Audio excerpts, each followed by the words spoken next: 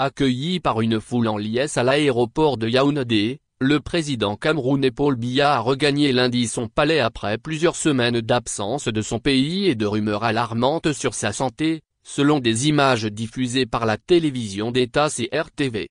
Après l'atterrissage de l'avion présidentiel, le chef de l'État âgé de 91 ans et qui règne sans partage sur le pays depuis 41 ans a été filmé en train de saluer les dignitaires venus l'accueillir sur le tarmac, son épouse Chantal à proximité de lui.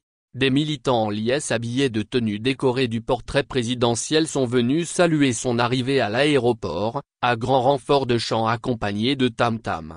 Le cortège présidentiel a rapidement quitté l'aéroport pour se rendre au palais présidentiel, avec des militants massés tout au long de l'itinéraire pour l'acclamer, selon la CTRV qui a dédié une émission spéciale au retour du chef de l'État absent de la scène publique depuis son départ de Pékin début septembre.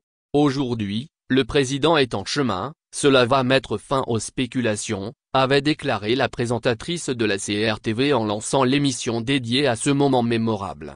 Même le combat de Ngannou, les gens ne regardaient pas comme ça, a commenté un badaud en référence au célébrissime boxeur camerounais Francis Ngannou, dans un bar de la capitale, où une trentaine de personnes regardaient le direct.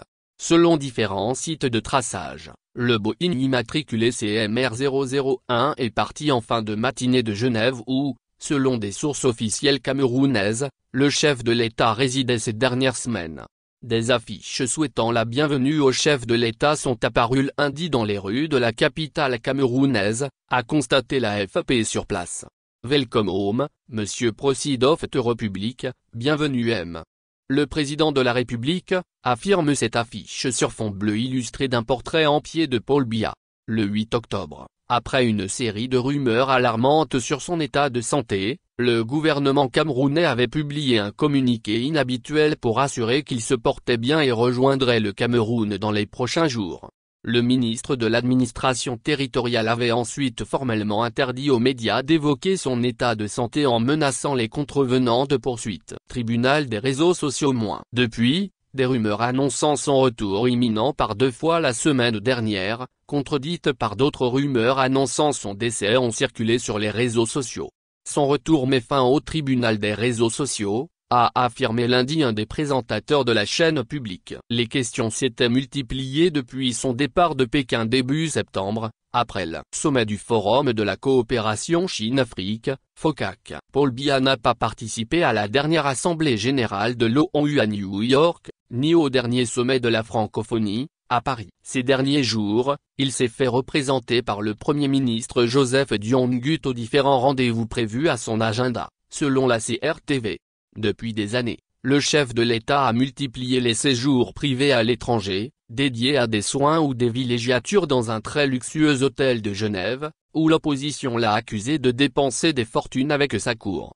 En 2018, un consortium international de journalistes d'investigation, l'Organized Crime Corruption Reporting Project, OCRP, évalue à 4 années et demie en 35 ans la durée cumulée des séjours privés à l'étranger du président itinérant et leur coût total à 65 millions de dollars.